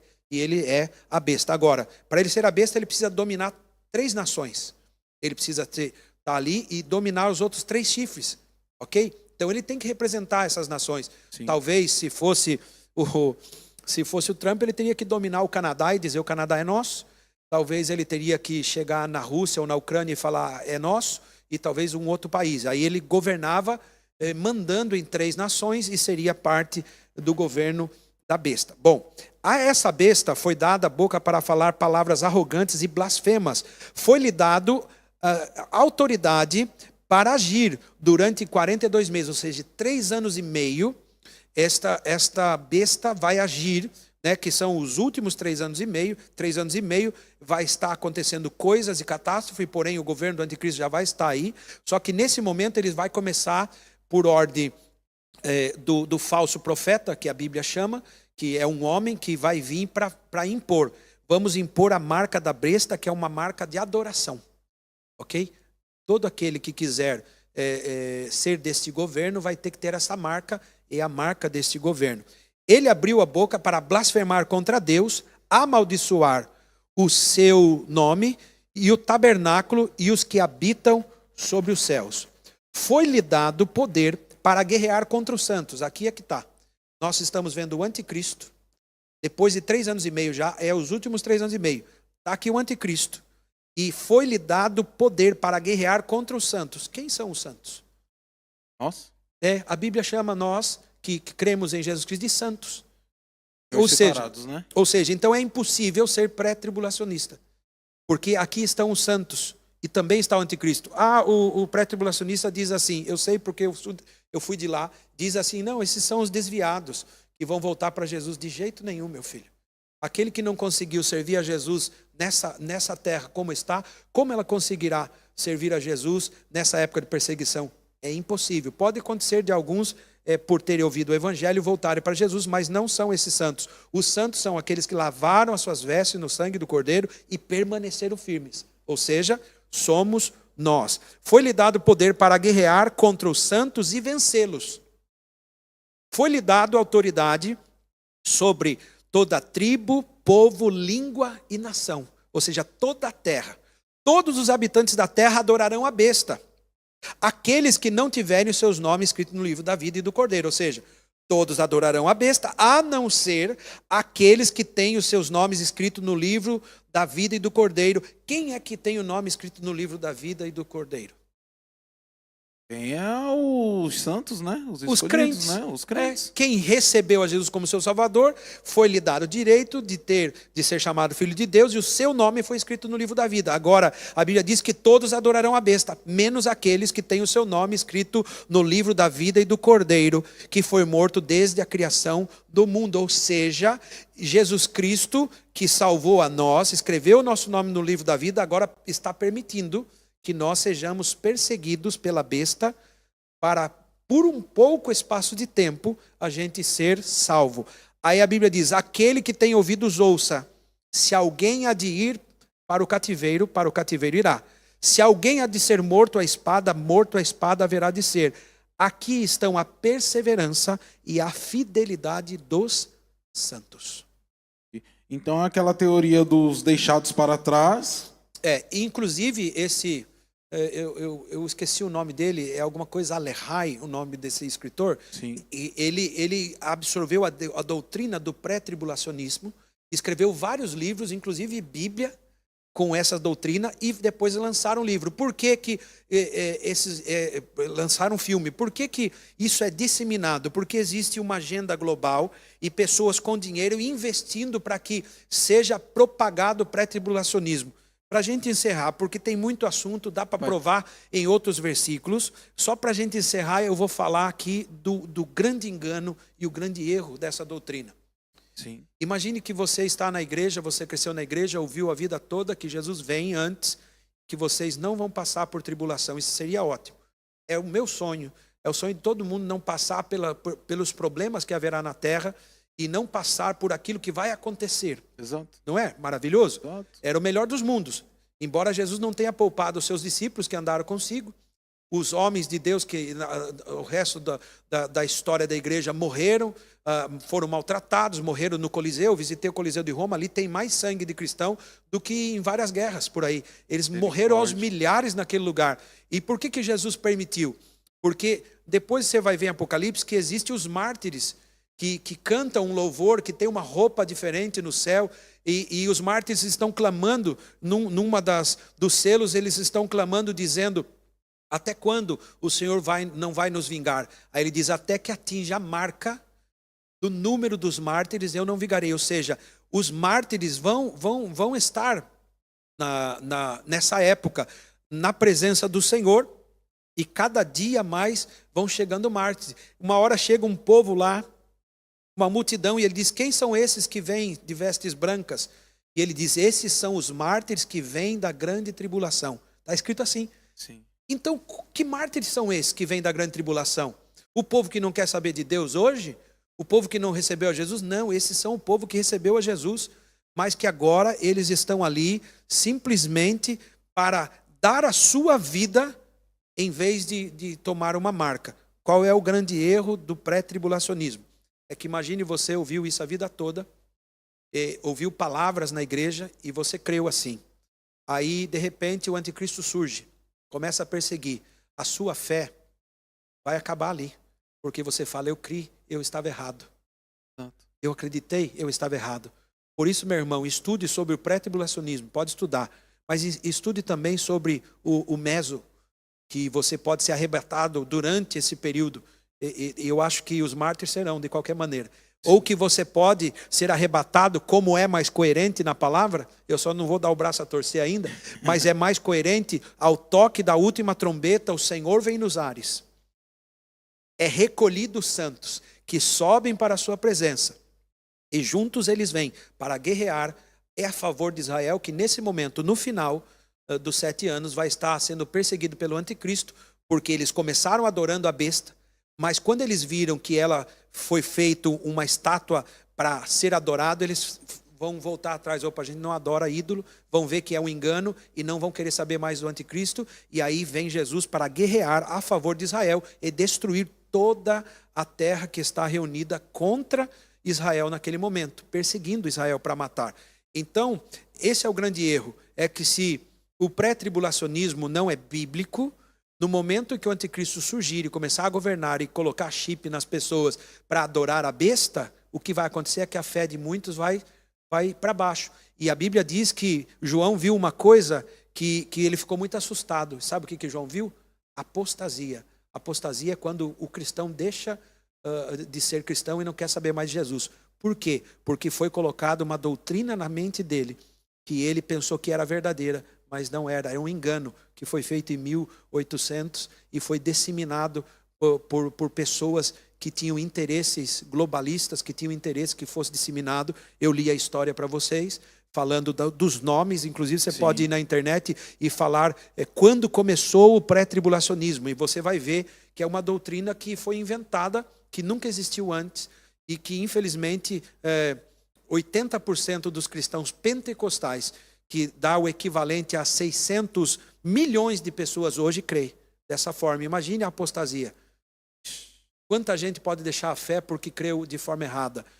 Então, 10% aí já é gente demais. Então é muita gente, entendeu? Por isso que nós estamos pregando. Estude outras doutrinas, leia a Bíblia. Você não consegue ler porque você não tem essa capacidade de ficar lendo muito. Coloque aqui no telefone e comece a ouvir Apocalipse. E você vai ver, entendeu? Só que Apocalipse não é um livro de destruição. Apocalipse é um livro de esperança. Porque cada coisa que Deus derrama sobre a terra, Ele está dando a oportunidade à humanidade de se arrepender. Só que, infelizmente, o resultado e mesmo assim eles não se arrependeram. E eles continuaram a praguejar e a falar contra Deus. A humanidade vai fazer isso. Só que no final, né, Ele vai transformar a terra em novos céus, em nova terra, e nós governaremos com eles, com Jesus, o milênio. Então, agora, eu sei que tem muito assunto, mas eu fiz uma conta, não vou dizer que vai ser nesse período, mas a Bíblia aponta que quando a figueira e a Israel florescesse, essa geração não passaria sem que viesse o Filho do Homem, o Jesus Cristo, sobre as nuvens, né? Um escritor chamado Isaac Newton. Isaac Newton, ele estudava muito sobre alquimia, sobre química, física e essas coisas de matemática. Inclusive, ele tem várias coisas que a gente usa na escola, Isaac Newton. Mas o Sir Isaac Newton também pesquisava muito sobre a Bíblia. 70% do seu tempo era sobre isso. Sim. E ele escondia de medo da Inquisição. Só que depois ele morreu, passado o tempo, leiloaram coisas dele. E acharam um baú na casa dele lá, escondido. E acharam muitos escritos e coisas sobre Apocalipse. Então lançaram um livro chamado O Apocalipse de Isaac Newton. A interpretação de como vai acontecer as coisas. E acredite você, ele diz que naquela época, segundo as contas dele, no máximo até 2060 se manifestaria o anticristo. Bom, as minhas contas, eu já falo isso há muitos anos, quando eu fiz o seminário no ano 2000, eu fiz uma conta. Qual era a conta? A minha conta era o seguinte, que se de Adão até Noé foram 2000 anos, de Noé até Jesus foram 4000 anos, de Jesus até nós são 6000 anos, né? Sim. Então, um dia tem 7, uma semana tem 7 dias. O último dia é descanso, não é? Sim. Imagine que 1000 anos, um dia para Deus é 1000 e 1000 é 1. Vamos fazer essa conta boba, né? Sim. Então, se for 1000 anos, como se fosse 7 dias da semana, nós estamos já perto do descanso, o 7º dia. Né? Está no 6º dia já. O 6º dia está acabando, são 2000 anos, e já acabou na realidade. Então nós deveríamos estar entrando, né, no 7º ano, que é o tempo de descanso, que a Bíblia chama de milênio, ok? Sim. E como a Bíblia tem uma promessa, assim que Israel fosse nação de novo, não passaria uma geração sem que viesse o Filho de Deus, em 1947 foi estabelecido que Israel se tornou nação novamente. Depois de ser perseguido e tal, eles ficaram sem terra. 1947 eles voltaram para a nação e Israel virou nação novamente. Bom, aí está a briga de Ismael e de Isaac. Por isso que eles Sim. vivem brigando, porque eles não querem perder a terra, mas a terra é de Israel. Foi dada a Israel e Deus fez Israel. A Bíblia diz, poderá uma nação nascer num só dia? Porém o Senhor fez isso. Sim, a Bíblia diz assim, poderá uma nação nascer em um só dia? Porém eu o farei. Israel nasce em um dia só. Em 1947, renasce naquele dia a nação de Israel. De 1947 para cá, a Bíblia diz assim, que o tempo de uma pessoa é 80 anos, o que passar disso é câncer e enfado. Exato. Se eu contar de 1947 até 80 anos, dá 2027, ok? Certo. Então, 2027 é o tempo que pode surgir o anticristo. Mas a Bíblia também diz que um homem foi ordenado viver até 120 anos, ok? Então isso dá 2067. Então entre 2027 e entre 2067, o anticristo vai se revelar. Isso é certeza. Isaac Newton diz que em 2060 se manifestaria o anticristo e ele reinaria por 7 anos para acabar em 2067. E ele fez contas com o livro de Daniel. Eu estou fazendo contas porque eu já sei que Israel é nação. Isaac Newton não sabia nessa altura, mas eu sei, né? E o abençoado do Donald Trump, por incrível que pareça, nasceu em 46, perto de 47, né? Rapaz, é muita coisa Por isso que a galera... a favor desse abençoado. Agora, uma coisa eu sei, é que o anticristo vai se revelar na nossa geração, porque a Bíblia diz que a partir de Israel, olhem para a figueira, quando disser que está pronto o fruto, aí vem né, o cumprimento de todas as profecias. Então Israel é o termômetro. Israel é o nosso relógio. Sim. Israel foi nação em 47, 80 anos dá 2027. Se a gente contar 120 anos dá 2067, ou seja, entre 2027 e 2067, pode ter certeza. Eu espero que seja mais para 2067. Que seja mais perto dos 67. Mas também é uma honra para nós morrer por amor de Cristo. Certeza. Então, eu sei que nem todo mundo está preparado para dar a sua vida, mas nós já demos a nossa vida para Jesus, agora Cristo vive em nós, e a vida que nós temos, nós vivemos para Cristo. Então, o viver é Cristo, o morrer é lucro, e nós não temos medo da morte se for por causa do Evangelho, entendeu? Porque no abrir e fechar de olhos, né, nós não seremos arrebatados, nós seremos transformados, como diz a Bíblia. E o pré-tribulação diz que no abrir e fechar de olhos nós seremos arrebatados. A Bíblia não diz isso. A Bíblia diz, em um abrir e fechar de olhos, seremos transformados. E, por fim, iremos ao encontro do Senhor Jesus nos ares. O grande dia. É esse dia que nós esperamos. Então, assim, basicamente, passamos aí algumas coisas, mas é óbvio que não tudo. Existem centenas de versículos que provam esta verdade.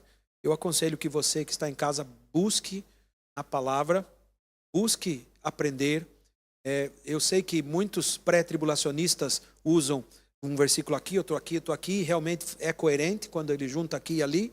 Sim. Porém, quando você lê o contexto, não é isso que diz. Então leia o texto com o seu contexto, porque texto sem contexto é pretexto para heresia. Então cuidado, porque a palavra de Deus é muito clara, né? Eu acabei de ler a besta aqui no Apocalipse 13 na terra, perseguindo, e cristãos aqui na terra sendo perseguidos e mortos, inclusive.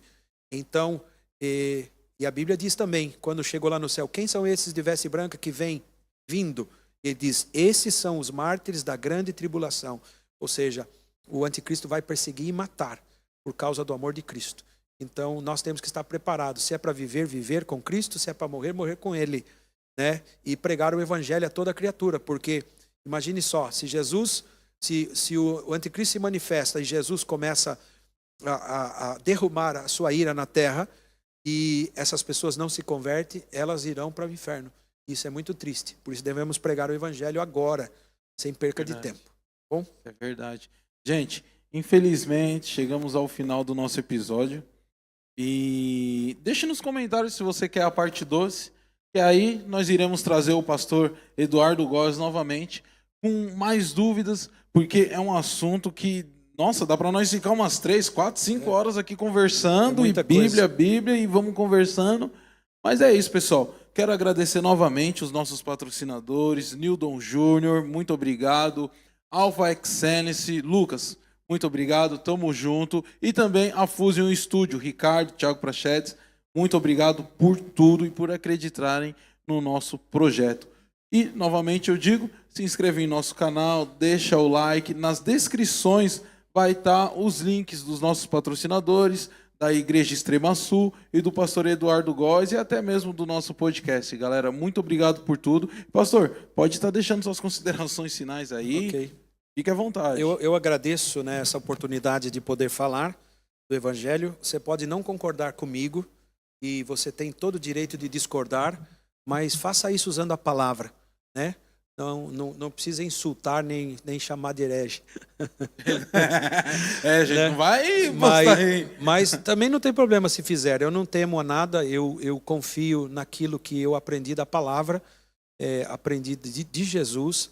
Né? Nós amamos as vidas e queremos que você receba Jesus como seu Salvador, porque o cálice da ira de Deus, que será derramado sobre a terra, será derramado para perturbar e maltratar todos aqueles que têm a marca da besta. Ou seja, a ira de Deus é 1000 vezes pior do que qualquer coisa que possa acontecer aqui na terra, natural ou não.